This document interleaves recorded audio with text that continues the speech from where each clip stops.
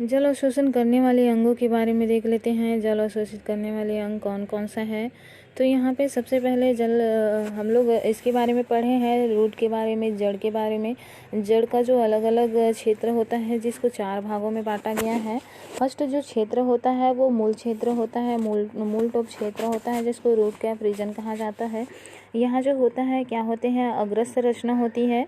ठीक है, कौन सी रचना होती है, अग्रस्त रचना होती है, और जो चिकनी टोपी की तरह रचना पाए जाते हैं। मैं यहाँ पे आप लोग को चित्र दिखाती हूँ इसका।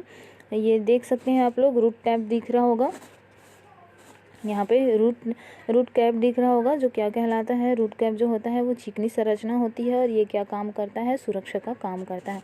नेक्स्ट जो होता है प्रविभाजीय प्रदेश। प्रविभाजीय प्रदेश क्या होता है, ये क्या होते हैं कि ये मूल टॉप के नीचे स्थित होता है। ये वाले भाग को ग्रोविंग रीजन जो प्रविभाजी, तो प्रविभाजी इसी के में होता है। तो ये होता है जोन ऑफ सेल फॉर्मेशन, इसके जस्ट पास में ही होता है।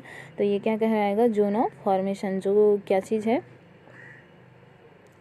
ये काम करता है। ये जो मूल टॉप होता है उसके नीचे स्थित होता है और कोशिका विभाजन के द्वारा नई कोशिकाओं का निर्माण करता है। इसमें क्या होते हैं, नई कोशिकाओं का निर्माण होता है। इसको बोला जाता है क्या चीज़, प्रविभाजी प्रदेश कहा जाता है। और ये क्या करते हैं, जैसे ही विभाजित होते हैं, विभाजित होने के बाद ग्रोविंग रीजन कहलाता है। और ये क्या करते हैं, इसमें अल्प मात्रा में जल का अवशोषण होता है और धीमी गति से होता है। नेक्स्ट पॉइंट है कोशिका विवर्धन प्रदेश, जोन ऑफ सेल इलोंगेशन। तो यहाँ पे आप लोग देख सकते हैं ये वाला हिस्सा जो है इलोंगेशन है। इलोंगेशन मतलब क्या होता है, लंबाई में बढ़ना।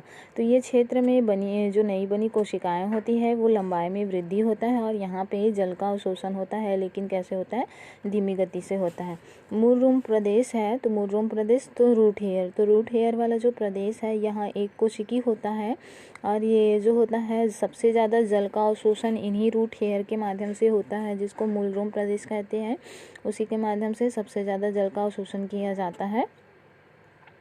और ये जो क्षेत्र होता है बाह्य त्वचा और अंतःत्वचा का पारगम्य होता है। पारगम्य जानते होंगे, ठीक है, पारगम्य मैंने बता दिए हैं, तो उसका क्षेत्र होता है। फिर आ जाते हैं हम लोग नेक्स्ट में है ये permanent region of maturation zone है। तो ये कौन सा जोन है, परमानेंट जो रीजन ऑफ मैचुरेशन जोन। तो ये क्या होता है, ये पूरे जो तने से लगा होता है ये परमानेंट होता है, इससे भले पूरे शाखाएं निकलेंगे। तो ये परमानेंट रीजन होता है, स्थायी बना रहता है।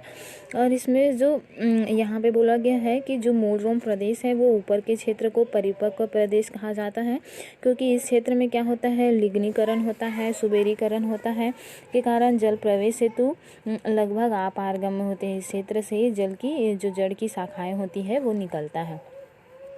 ठीक है, यहाँ पे हम लोग देख सकते हैं कि इस तरह से इसके अलग अलग शाखा है। यहाँ पे इसका पाया जा रहा है रूट हेयर है। रूट हेयर के बाद यहाँ पे सॉइल पार्टिकल्स है, इसी के माध्यम से होगा। रूट हेयर से होते हुए जो सॉइल है वो किस में चला जाता है, पौधों की जड़ों से होते हुए तनों में प्रवेश करता है।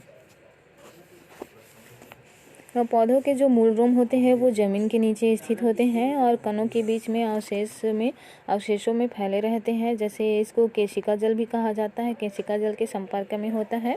केशिका जल के माध्यम से ही जलों को अवशोषित किया जाता है, जिसके अंतर्गत क्या क्या आ जाते हैं, जैसे कि खनिज तत्व आते हैं, कार्बनिक अम्ल आ जाते हैं, जीवद्रव्यी पदार्थ है, घुलनशील अवस्था में विद्यमान रहते हैं, जैसे वैक्यूल्स है, वैक्यूल युक्त जो साइटोप्लाज्म है, और बोल सकते हैं पराशर दाब लगता है। तो जैसे ही पराशर दाब कोशिका बाहरी दाब से अधिक होता है तो वो क्या हो जाते हैं, जल जो होता है वो प्रवेश कर लेता है। ये पारगम्य झिल्ली द्वारा चारों ओर से घिरे होते हैं, इस तरह से बता सकते हैं। और बता सकते हैं आप लोग जो मूल रोम की कोशिका स्फीतीय अवस्था, टर्गर अवस्था में आ जाती है और इसमें धीरे धीरे अब मूल रोम की कोशिकाओं के कोशिका रस पराशर दाब द्वारा संलग्न हो जाते हैं और कॉर्टेक्स की जो कोशिका होती है वो कम हो जाती है। इसमें अवशोषित जल पराशर द्वारा कॉर्टेक्स है, अंतःत्वचा है, कि पद कोशिकाएं हैं से होते हुए परिरंभ की कोशिकाओं को पार कर जाते हैं और वो प्रोटोजाइलम से मेटाजाइलम तक पहुँच जाते हैं। तो इस तरह से ये सतत रूप से जली स्तंभ बना लेते हैं और ये क्या होते हैं, पौधे के ऊपरी भागों में जाइलम के ल्यूमेन के द्वारा प्रवाहित होते हैं। ठीक है, जो हमको पता है कि जल है और खनिज पदार्थों का जो प्रवाह होता है वो जाइलम के द्वारा होता है। तो जाइलम के कौन सा भाग से होता है जल का प्रवाह? ल्यूमेन के द्वारा होता है। जल अवशोषण की क्रियाविधि देख लेते हैं। तो जल अवशोषण की क्रियाविधि को सबसे पहले जिसने दिया है वो रेनर 1912 है से 1915, क्रैमर 1947 ने दिया है जल अवशोषण की प्रक्रिया, जिनमें क्रियाविधि के द्वारा इसमें संबंध बताया गया है। तो सबसे पहले क्या आ जाता है यहाँ पे? सक्रिय जल अवशोषण और निष्क्रिय जल अवशोषण। सक्रिय जल अवशोषण को एक्टिव वाटर अब्जॉर्प्शन कहा जाता है। तो इसमें हम देखते हैं यहाँ प्रक्रिया जो होता है पौधे ज़्यादा प्रभावी ढंग से संपादित करते हैं। एक्टिव है तो एक्टिव जो प्रक्रिया होगी वो पौधे ज़्यादा क्या करेंगे? प्रभावी ढंग से संपादित करेंगे, जिसमें वाष्पोत्सर्जन की जो क्रिया होती है वो धीमी होती है। इसमें क्या होगा? वाष्पोत्सर्जन की क्रिया होगी वो धीमी हो जाएगी। तो सक्रिय अवशोषण वहाँ विशिष्ट क्रिया है जिसमें जड़ें सांद्रण प्रवणता के विरुद्ध जल का अवशोषण करते हैं। इसमें सांद्रण प्रवणता के अगेंस्ट क्या किया जाता है? जल का अवशोषण किया जाता है और इसमें उपपचय जो क्रियाओं से उत्पन्न ऊर्जा का उपयोग कर लेते हैं। इसको भी दो भागों में बांटा गया है, परासरणी सक्रिय अवशोषण और अपरासरणी सक्रिय अवशोषण। तो परासरणी सक्रिय अवशोषण ऑस्मोसिस एक्टिव ऑब्जर्प्शन, ये क्या है? जो सक्रिय अवशोषण की जो परासरणी सिद्धांत है उसको दिया है एटकिंस ने 1916 और प्रिस्टे ने 1922 में दिया है, जिसमें मूल रोम कोशिका परासरणी तंत्र की तरह कार्य करते हैं और यह मृदा जल और कोशिका रस के मध्य परासरण विभव में अंतर करता है।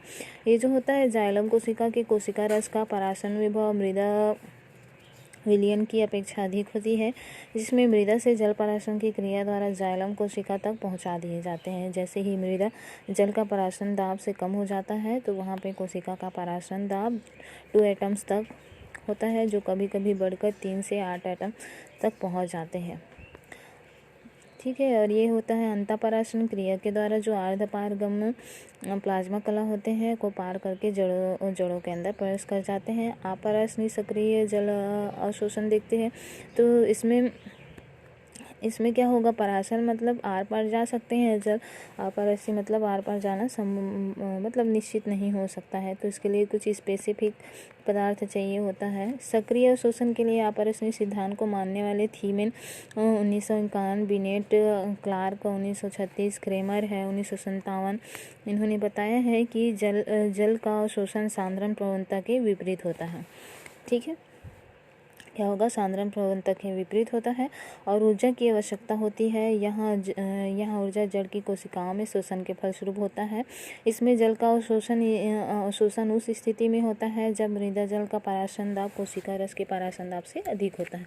कब होगा? जब मृदा जल का परासरण दाब जो है जो कोशिका रस के परासरण दाब से अधिक होता है, तो ये बोल सकते हैं कम से अधिक होता है। ठीक है, तो इस समय पाया जाता है। जल के अवशोषण एवं शोषण की दर में सीधा संबंध होता है और वे कारक जो क्या करते हैं यहाँ पे शोषण क्रिया के अवरुद्ध करते हैं और जल अवशोषण की दर को भी कम कर देते हैं। कम ताप है, ऑक्सीजन की कमी है, श्वसन निरोधक है के प्रभाव से जल अवशोषण की क्रिया भी कम हो जाती है। इसमें ऑक्सीजन जो कि क्या होता है अपचय क्रियाओं वृद्धि करता है के प्रभाव से जल अवशोषण की दर में वृद्धि हो जाती है। श्वसन की अनुपस्थिति जल अवशोषण संभव नहीं हो पाता है क्योंकि पौधे म्लानिन का प्रदर्शन करते हैं। ठीक है, इस तरह से पाया जाता है। निष्क्रिय देख लेते हैं। तो निष्क्रिय जल अवशोषण क्या है? वाष्पोत्सर्जन के खिंचाव के कारण ये होने वाले जो अवशोषण है उसको जल अवशोषण कहा जाता है। वाष्पोत्सर्जन जानते होंगे सभी लोग, पानी जो होता है वो बाहर रिलीज होता है। ठीक है, तो वो क्या चीज़ है? वाष्पोत्सर्जन है, जिसका मत बताया है 1937 से 1932 के अनुसार जल अवशोषण वाष्पोत्सर्जन के कारण भी उत्पन्न होता है, जिसके खिंचाव के कारण जल अवशोषण होता है। केवल अवशोषण के माध्यम का ही कार्य करता है, इसकी और कोई भूमिका नहीं होती है। इसमें जल अवशोषण एवं वाष्पोत्सर्जन की दर समान होती है। जल का प्रवाह वाष्पोत्सर्जन के खिंचाव के कारण तथा जल के अणुओं के बीच आपसी सामंजस्य और जाइलम भित्तियों के बीच सामंजस्य के फलस्वरूप होता है। वाष्पोत्सर्जन के कारण जाइलम कोशिकाओं के अंदर स्थित जल का तनाव करता है। यहाँ पे देख सकते हैं जल अवशोषण की दिशा है। तो जल उसके बाद मूली त्वचा में जाता है, फिर कॉर्टेक्स में, फिर अंतः त्वचा, फिर परिरंभ में फिर जाइलम में, इस तरह से ये जाते रहता है।